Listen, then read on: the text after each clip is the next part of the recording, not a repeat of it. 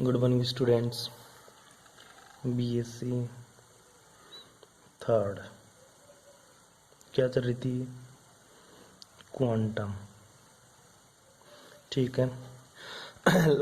Last topic तेरा quantum chemistry का क्या टॉपिक है, नाम देख लीजिएगा। Particle in 1D box. Particle in 1D box. ठीक है। एक विमीय बॉक्स में कण की स्थिति। एक विमीय बॉक्स में कण की स्थिति बहुत इंटरेस्टिंग टॉपिक है तेरा। क्या है, मैं तेरे को बोल रहा हूँ कि कोई पार्टिकल्स है। ठीक है, ये कोई पार्टिकल है। इस पार्टिकल की मुझे पोजीशन चाहिए, स्थिति चाहिए, पार्टिकल कहाँ उपस्थित है। ठीक है, इसके लिए मैंने क्या समझा, इसके लिए मैंने एक 1D बॉक्स ले लिया। 1D बॉक्स का मतलब ये हुआ बेटा, जो बॉक्स है ना तेरा, वो केवल एक ही दिशा में है, एक ही दिशा में। ठीक है, वो बॉक्स कौन सा तेरा, एक ही दिशा में। मतलब जो पार्टिकल्स है ना, वो केवल एक ही दिशा में गति करेगा। वो भी कौन सी दिशा में, एक्स दिशा में। कौन सी दिशा में, एक्स दिशा में। पार्टिकल फ्री होता है तीनों डायरेक्शन में गति करने के लिए। लेकिन सबसे पहले अपन जो स्टेबलाइज करेंगे इक्वेशन है जो पार्टिकल्स की स्थिति के बारे में और पार्टिकल्स की ऊर्जा के बारे में। ये चीज क्यों पढ़ते हैं, ये सोच। ये पार्टिकल्स है, फ्री पड़ा है एक पार्टिकल्स। मैं इस पार्टिकल्स की स्थिति और ऊर्जा का निर्धारण करना चाहता हूँ। ये पार्टिकल्स कहाँ स्थित है और इस पार्टिकल्स की उस टाइम पे ऊर्जा क्या है, मैं ये देखना चाहता हूँ। ठीक है, तो मैंने क्या माना, एक 1D बॉक्स मान लिया। 1D बॉक्स का मतलब हुआ मैंने एक बॉक्स ले लिया। क्या ले लिया, एक सिंपल सा बॉक्स ले लिया। ठीक है, इस टाइप का मैंने क्या ले लिया, बॉक्स ले लिया। और मैंने ऐसा मान लिया जो पार्टिकल्स है ना, वो कहाँ है, बॉक्स के अंदर है। क्या बेटा, जो पार्टिकल्स है वो कहाँ है, बॉक्स के अंदर। तो एक विमीय बॉक्स में किसी कण की ऊर्जा तथा तरंग फलन का निर्धारण करने के लिए अपन ने क्या माना कि एक m द्रव्यमान का, इस कण का जो द्रव्यमान कितना है वो m है, एक m द्रव्यमान का कण, ठीक है, किसी एक विमीय बॉक्स में x दिशा में गति कर रहा है। कौन सी दिशा में, x दिशा में गति कर रहा है। यहाँ पे x बराबर 0 है, मतलब ओरिजिन है। और यहाँ पे x बराबर क्या मान लिया, a दूरी। मतलब इसने कितनी दूरी तय कर ली, a दूरी तय कर ली पार्टिकल्स ने गति करते हुए। ठीक है, यहाँ पे x बराबर 0 है, ध्यान दीजिएगा। इस बॉक्स की जो चौड़ाई का मान है वो a है तथा इसकी ऊंचाई क्या है, इनफाइनाइट। मतलब ये इनफाइनाइट ऊपर तक है, मतलब इतना ऊंचा क्लोज पैक्ड है कि ठीक है तू देख नहीं सकता आंखों से, इसलिए इसको अपन इनफाइनाइट बोल दिए। ठीक है, इस बॉक्स के अंदर किसी गतिशील कण की स्थितिज ऊर्जा शून्य होती है। ठीक है, जो ये पार्टिकल्स है ना, इस कण की दो एनर्जी होती है। टोटल एनर्जी किसके बराबर होता है, टोटल एनर्जी होती है तेरी kinetic energy plus potential energy. तो माना क्या अपन ने कि इसके अंदर जो कण है ना वो गति कर रहा है और उसकी जो पोटेंशियल एनर्जी क्या है, 0। तो इसके पास कौन सी एनर्जी है, केवल और केवल गुरुजी है, केवल और केवल काइनेटिक एनर्जी इसके पास। ठीक है, तो मैंने कहा माना इस बॉक्स के अंदर किसी गतिशील कण की जो स्थितिज ऊर्जा, मतलब जो पोटेंशियल एनर्जी वो क्या है, 0 है। ठीक है, और बॉक्स के बाहर, मतलब इधर, ठीक है, इधर बॉक्स के बाहर जो इसकी पोटेंशियल एनर्जी है U, वो क्या है, इनफाइनाइट है। क्या है बेटा, इनफाइनाइट। और इसके अंदर जो पार्टिकल्स की स्थितिज ऊर्जा वो क्या है, 0। ये बात ध्यान में रखना। तीन चीज अपन ने मानी, दोबारा से समझ ले। किसी एक विमीय बॉक्स में किसी कण की ऊर्जा व तरंग फलन का निर्धारण करने के लिए माना m द्रव्यमान का कोई एक कण एक विमीय बॉक्स में x दिशा में गति कर रहा है। ठीक है, ये कण x बराबर 0 से x बराबर 1 के क्षेत्र में गति करता है। ठीक है, इस बॉक्स की चौड़ाई a है तथा ऊंचाई इनफाइनाइट है। ठीक है, इस बॉक्स के अंदर किसी गतिशील कण की जो स्थितिज ऊर्जा है वो 0 है तथा बॉक्स के बाहर इस कण की स्थितिज ऊर्जा इनफाइनाइट है। यहां तक किसी को कोई प्रॉब्लम? अब अपन को देखना है कि ये जो कण है ना वो कहाँ रहेगा, केवल और केवल इस बॉक्स के अंदर रहेगा। बाहर स्थितिज ऊर्जा इनफाइनाइट है, ठीक है, अंदर स्थितिज ऊर्जा 0 है। ठीक है, आई बात समझ में? तो ये कण कहाँ रहेगा, केवल बॉक्स के अंदर रहेगा। लेकिन अपन फिर भी पोस्टुलेटेड के बेस्ट के ऊपर अपन इसके बाहर एक बार कण की स्थिति जांच ही लेते हैं कि कण बाहर, कण की क्या स्थिति है। ठीक है, कण क्या बाहर उपस्थित होगा या नहीं होगा, ये देख लेते हैं। ठीक है, तो सबसे पहले ए पॉइंट लगा लो। अपन देखते हैं कि बॉक्स के बाहर, बॉक्स के बाहर तरंग फलन।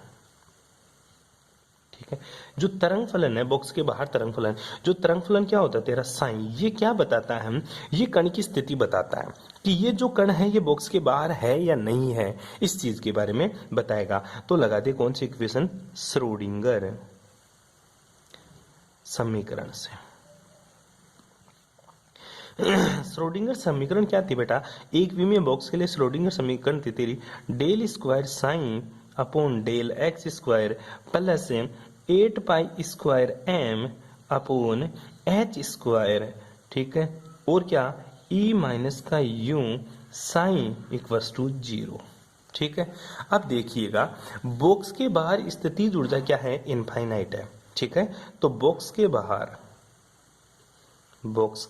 बाहर स्थितिज ऊर्जा यू क्या है, इनफाइनाइट। वैल्यू पुट कर दे इनफाइनाइट यहाँ पे, तो मैं क्या लिखूंगा यहाँ पे, वही तेरा del square sign upon del x square plus 8 pi square m upon h square, वही वापस से लिखूंगा ई माइनस यू, यू का मान कितना है बेटा, इनफाइनाइट, और साइन इक्वल्स टू 0।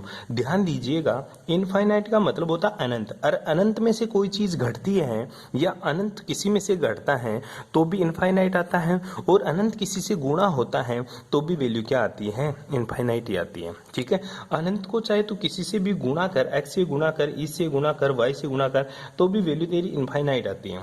ठीक है, अनंत किसी को नहीं बख्शता।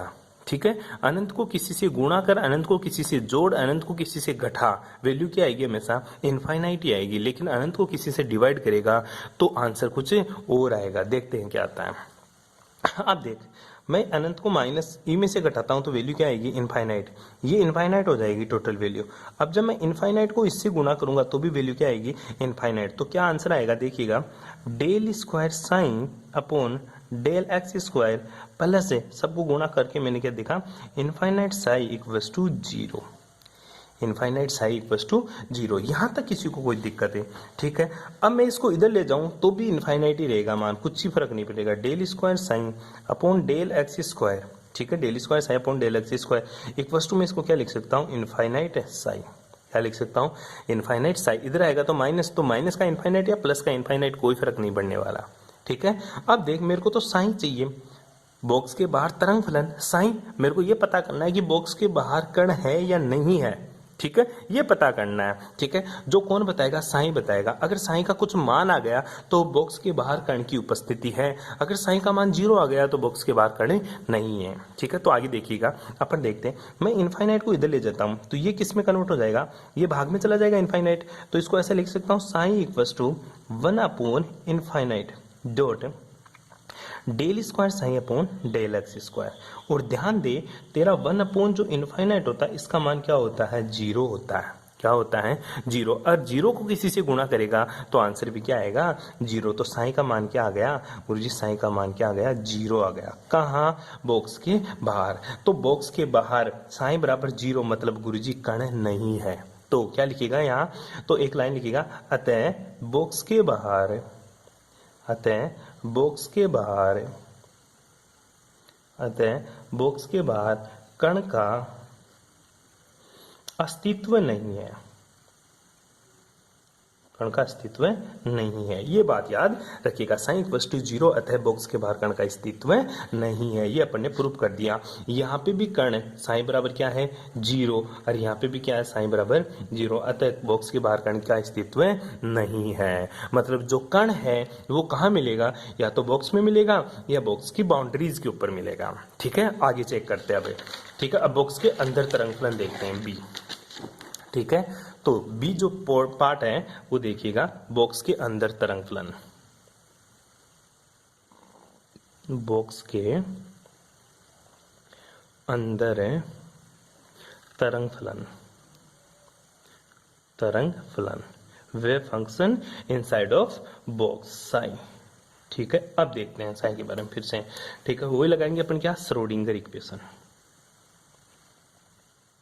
श्रोडिंगर समीकरण से। क्या थे तेरे श्रोडिंगर समीकरण, देखिएगा, del square sign upon del x square plus 8 pi square m upon h square, याद कर लेना क्योंकि ये इक्वेशन भूल जाएगा बार बार तू, ई माइनस का यू साइन इक्वल्स टू 0। ठीक है, तो अब बॉक्स के अंदर स्थितिज ऊर्जा क्या थी बेटा? ठीक है, बॉक्स के अंदर जो पोटेंशियल एनर्जी थी यू, उसका मान क्या था? 0। क्या था? 0 अपन ने माना था शुरू में। ठीक है, जब वैल्यू पुट करेगा तो तेरा आंसर क्या आएगा? देख लीजिएगा एक बार के लिए, del square sign upon del x square plus 8 pi square m upon h square E minus का 0 साइन इक्वल्स टू 0। ठीक है, फिर क्या आंसर हो जाएगा?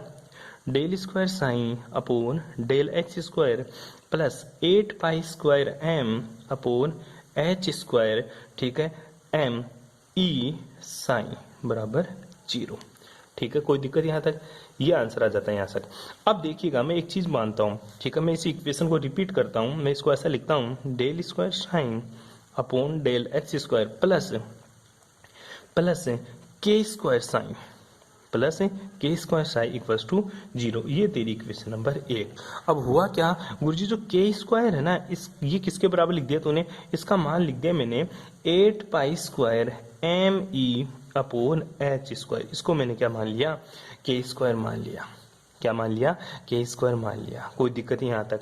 ठीक है, अब ये जो इक्वेशन है, जो इक्वेशन नंबर 2, जो तेरी इक्वेशन नंबर 2 क्या है? Equation number 2 second order equation है। ठीक है, सेकेंड ऑर्डर डिफरेंशियल इक्वेशन है। हिंदी में क्या बोलेंगे? इक्वेशन नंबर 2 द्वितीय कोटि की अवकलित समीकरण है। अवकलित समीकरण है। ठीक है, सेकेंड ऑर्डर डिफरेंशियल इक्वेशन है। ठीक है, जिसे हल करने पर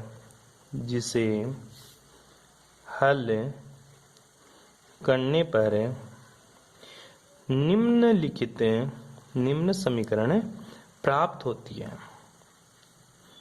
मैथ वाले बच्चे इसको सॉल्व करेंगे, बायो वाले बच्चे ये लाइन लिखेंगे। सेकेंड ऑर्डर इक्वेशन है जिसको हल करने पर निम्न समीकरण प्राप्त होते हैं। कौन सी इक्वेशन? या तो साइन इक्वल्स टू में बोल सकता हूं, इसको हल करेंगे, इस इक्वेशन का सॉल्यूशन आ रहा है इधर।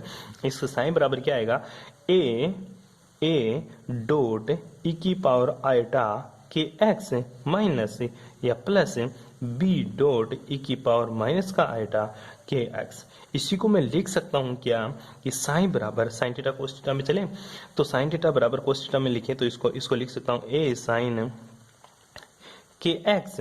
ठीक है, और इधर लिखूंगा प्लस बी कोस के एक्स। ठीक है, इसको इक्वेशन नंबर 2, दोनों ही इसके हल होता है। ठीक है, दोनों ही इसके क्या होते हैं? हल होते हैं। इसको और इसको अपन लिख सकते हैं साइन के एक्स और कोस के एक्स। साइन के एक्स का मतलब होता है ई की पावर आइटा के एक्स है, और कोस के एक्स का मान होता है ई की पावर माइनस का आइटा के एक्स। ध्यान दीजिएगा इस चीज में। अब ये इक्वेशन नंबर तेरी 2 आ गई। ठीक है, अब इसमें अलग अलग केस लेते हैं बेटा जी अपन। अलग अलग केस कैसे? ठीक है, सबसे पहले तू बॉक्स के पास वापस चल। बॉक्स में तूने लिखा, ठीक है, मैं यहाँ पे बना देता हूँ छोटा सा एक बॉक्स है। ठीक है, ये छोटा सा बॉक्स बना देता हूँ। यहाँ पे यू क्या था? इनफाइनाइट। और साइन क्या आ गया था? 0। यहाँ पे यू क्या था? 0। और साइन क्या आ रहा? अभी चेक कर रहे हैं। यू क्या था? इनफाइनाइट। साइन क्या आया था? 0। यहाँ x बराबर 0, x बराबर a। ठीक है, यहाँ पे साइन बराबर साइन, जो साइन का मान था वो भी क्या है? ध्यान दीजिएगा, बाउंड्री कंडीशन अगर तू अप्लाई करेगा तो साइन का मान हमेशा 0 होता है। ठीक है, यहाँ पे भी साइन का मान क्या? 0। बाउंड्री के ऊपर भी क्या? 0, क्योंकि ऊपर तक डिस्टेंस क्या है? इनफाइनाइट। ऊपर डिस्टेंस क्या है? इनफाइनाइट। तो इनफाइनाइट के साथ में साइन क्या आ रहा है? हमेशा 0 देख ले जाए। ठीक है, तो यहाँ पे भी 0 0 आएगा। कोई दिक्कत यहाँ तक? अब कंडीशन फर्स्ट अप्लाई करते हैं पर। कौन सी कंडीशन? Condition first. तो लिखिएगा केस फर्स्ट। ठीक है, केस फर्स्ट। केस फर्स्ट में अगर x बराबर 0 और साइन बराबर क्या है? 0, बाउंड्री कंडीशन लगा दी अपन ने। ठीक है, तो यहाँ पे लिख लेना बाउंड्री कंडीशन अप्लाई करने पर। बाउंड्री कंडीशन फर्स्ट क्या है? x बराबर 0 पर साइन बराबर 0। तो समीकरण 2 से, इक्वेशन नंबर 2 से, इक्वेशन नंबर 2 कौन सी है? ये रही, sine equals to A sine k x plus B sine k x. ठीक है, कोस के एक्स। तो इसका मान भी 0 और एक्स की वैल्यू भी क्या लगाऊंगा मैं? 0। तो देखिएगा बेटा जी, साइन का मान क्या लगाना है? 0। ठीक है, बराबर ए साइन के, और इसको क्या करना? गुणा 0। ठीक है, क्योंकि 0 है एक्स का मान, प्लस बी कोस के गुणा 0। ठीक है, तो ध्यान दीजिए इक्वेशन आती है अपनी, और तुझे पता है साइन के डॉट 0 मतलब साइन 0, क्या साइन 0। तो मैं इसको लिख सकता हूँ, कैसे लिख सकता हूँ कि ये जो 0 है ये किसके बराबर हो जाएगा, a साइन 0 प्लस बी कोस 0। ठीक है, क्योंकि 0 को गुणा करेंगे तो सारा आंसर किस में कन्वर्ट हो जाएगा, 0 में। अब तुझे पता है बेटा, ध्यान से देखना, जो साइन 0 का मान कितना होता है गुरुजी 0, और कोस 0 का मान कितना होता है, ठीक है, कोस 0 का मान 1 होता है। साइन 0 का मान तो 0, और जो कोस 0 होता है उसका मान कितना होता है गुरुजी, उसका मान 1 होता है। ठीक है, यहाँ तक किसी को कोई प्रॉब्लम, साइन 0 का मान तो 0 और कोस 0 का मान कितना होगा, 0 होता है। कर लेगा यहाँ तक है, ठीक है। तो साइन 0 0, कोस 0 0, तो बता बी का मान वैल्यू पुट कर दे, ये 0 बराबर ये क्या 0 प्लस बी डॉट 1, तो बता बी का मान कितना आ गया गुरुजी, बी का मान 0 आ गया। क्या आ गया, बी का मान 0, इक्वेशन नंबर 3। ठीक है, तो वैल्यू क्या पुट गया, इक्वेशन नंबर किसमें, अब ध्यान दीजिएगा, इक्वेशन नंबर 2 में, इक्वेशन नंबर 2 में b बराबर 0 रखने पर, b बराबर 0 रखेगा तो इक्वेशन नंबर 2 क्या बन जाएगी, इक्वेशन नंबर 2 बन जाएगी sign a sign k x plus B का मान 0 डॉट कोस के एक्स, और किसी को भी 0 से गुणा करते हैं तो आंसर क्या आता है तेरा 0, ये किस में कन्वर्ट हो जाएगा, 0 में। तो साइन बराबर a साइन के एक्स हो जाएगा। ठीक है, ये तेरी इक्वेशन नंबर 4। अब इस इक्वेशन के ऊपर अप्लाई करेंगे। ठीक है, ये तेरी क्या है इक्वेशन नंबर 4, और इस इक्वेशन के ऊपर क्या चीज अप्लाई करेंगे, नेक्स्ट केस अप्लाई करेंगे। तो सेकंड बाउंड्री कंडीशन अप्लाई करने पर, ठीक है, बाउंड्री कंडीशन अप्लाई करने पर, तो केस तेरा सेकंड। अब दोबारा अप्लाई करते हैं, कब, जब साइन बराबर 0 तो एक्स बराबर क्या था, ए। कहाँ पे बेटा, लास्ट कंडीशन अप्लाई कर रहे हैं, ये तो फर्स्ट बाउंड्री कंडीशन थी, ये यहाँ पे लिख लेना सेकेंड बाउंड्री कंडीशन। ठीक है, और वो जो केस फर्स्ट था वहां पे लिख लेना first boundary condition. First boundary condition में x बराबर 0 तो साइन बराबर भी क्या था 0। यहाँ पे सेकंड बाउंड्री कंडीशन में x बराबर a पर साइन बराबर क्या है 0, तो यही वैल्यू पुट कर रहा हूं मैं, साइन बराबर 0 x बराबर a। ठीक है, तब समीकरण 4 अपना क्या बनता है देखिएगा, तो साइन बराबर तो 0, ठीक है, a डॉट साइन के x की वैल्यू क्या रखूंगा, a रखूंगा, x की वैल्यू क्या रखूंगा, a। अब ध्यान दे, इस इक्वेशन से समझ एक बार, a डॉट साइन के ए ये किसके बराबर है 0, उल्टा कर दिया मैंने। ठीक है, कोई दिक्कत, यहाँ पे दो चीज है, ये 0 कब हो सकता है, या तो a 0 हो, ठीक है, या साइन के x के a का मान क्या हो 0 हो। ठीक है, दोनों में से एक भी 0 हो गया ना तो इस इक्वेशन का मान क्या हो जाएगा 0। सोच एक बार, a बराबर में 0 पुट कर दूं तो 0 को साइन के x से गुणा करूंगा तो 0 आएगा, मतलब ये सही बात है। अगर साइन के x a का मान 0, मतलब ये पूरी वैल्यू साइन के x है, अगर साइन के एक्स 0 पुट कर दूं तो इस इक्वेशन साइन के एक्स ए से गुणा होकर क्या दे देगा 0 दे देगा। तो दोनों में से एक चीज कंडीशन अगर 0 हो जाए तो इसका मान क्या आ जाएगा 0, लेकिन ए कभी भी 0 नहीं हो सकता, क्यों, ए क्या है मेरा कांस्टेंट है, क्या है कांस्टेंट, और कांस्टेंट कभी भी 0 नहीं होता, कांस्टेंट कभी भी 0 नहीं होता। तो हुआ क्या, इस इक्वेशन से क्या चीज निकल के आई, इससे ये निकल के आई कि a is not equal to 0, क्यों, क्योंकि a is always constant, is always constant। ठीक है, तो फिर 0 कौन होगा, तो गुरुजी साइन के एक्स है। ठीक है, चूंकि a is not equal to 0 इसलिए साइन के ए इक्वल टू क्या होगा 0, और साइन के एक्स है, ठीक है, ये कब 0 होगा, जब तेरा a क्या वैल्यू दे तो तेरा मान 0 हो जाए। ठीक है, ये गुरुजी तभी 0 होगा जब साइन के एक्स का मान किसके बराबर हो जाए, साइन के ए का मान किसके बराबर हो जाए, साइन एन पाई के बराबर हो जाए। ठीक है, ये जब भी यहाँ पे पाई आएगा, क्योंकि साइन 0 के ऊपर और पाई के ऊपर हमेशा क्या मान देता है, हमेशा 0 देता है। साइन 0 का मान भी 0 होता है और साइन पाई का मान भी क्या होता है 0। तो ये 0 कब आएगा, ये 0 तभी आ सकता है गुरुजी जब साइन किसके बराबर हो जाए, साइन एन पाई के बराबर हो जाए। किसके, जब n का मान 0 रखेगा तो साइन 0, n बराबर क्या पुट करूं 0, तो साइन 0, और साइन 0 का मान कितना 0, n बराबर 1 पुट करूं तो साइन पाई और साइन पाई का मान भी क्या होता है 0। n बराबर 2 पुट कर तो साइन 2 पाई, तो इसका मान भी क्या हो जाएगा गुरुजी 0। मतलब ये सही बात है, ये 0 किसके बराबर हो जाएगा साइन n पाई के। तो इस इक्वेशन को आगे बढ़ाता हूँ, मैं लिख रहा हूँ साइन के ए किसके बराबर होगा साइन n पाई के, किसके बराबर होगा n पाई के। तो मैं ये ऐसा लिख सकता हूँ साइन से साइन गया तो क्या हो जाएगा के ए बराबर हो जाएगा n पाई के। के का मान क्या होना चाहिए n पाई। तो के का मान क्या होगा बेटा, के का मान होगा गुरुजी n पाई अपॉन ए।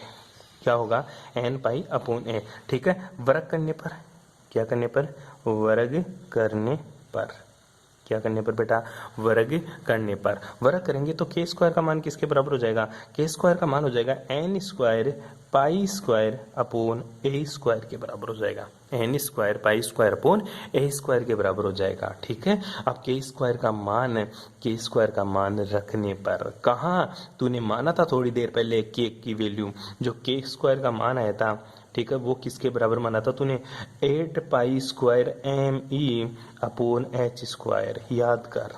ठीक है, तो के स्क्वायर का मान रखने पर उसको इक्वेशन नंबर ए दे देना। ठीक है, इसको इक्वेशन नंबर ए देना, तो लिख देना इक्वेशन नंबर ए में के स्क्वायर का मान रखने पर, के स्क्वायर का मान रखने पर। ठीक है, जैसे इक्वेशन नंबर ए में के स्क्वायर का मान रखेगा तेरा आंसर क्या आएगा, तो साथ साथ में कैलकुलेशन करते जाना। ठीक है, साथ साथ में क्या करते जाएगा तू कैलकुलेशन करते जाएगा। कैसे वो देखिएगा, के स्क्वायर का मान क्या है तेरे पास, यहाँ से के स्क्वायर का मान क्या है तेरे पास, यहाँ से मान आया गुरुजी मेरे पास n square pi square upon a square. ठीक है, और वहां से के स्क्वायर का मान क्या है, वहां से थे 8 pi square m E upon h square. दोनों को बराबर कर दे, दोनों को बराबर करूंगा तो क्या आएगा n square pi square upon a square बराबर किसके हो जाएगा 8 pi square m E upon h square की। ठीक है, मेरे को क्या चाहिए, एनर्जी चाहिए, पार्टिकल्स की एनर्जी। मैंने शुरू में बताया था तेरे को दो चीज निकालनी है, एक तो तरंग फलन साइन, अरे एक तेरे को क्या निकालना है एनर्जी, पार्टिकल की एनर्जी। तो यहाँ पे एनर्जी को मैं यहाँ रख लूँ, बाकी की टर्म को इधर ट्रांसफर कर दूँ तो क्या बनेगा देखिएगा एक बार, ई किसके बराबर हो जाएगा एन स्क्वायर एच स्क्वायर।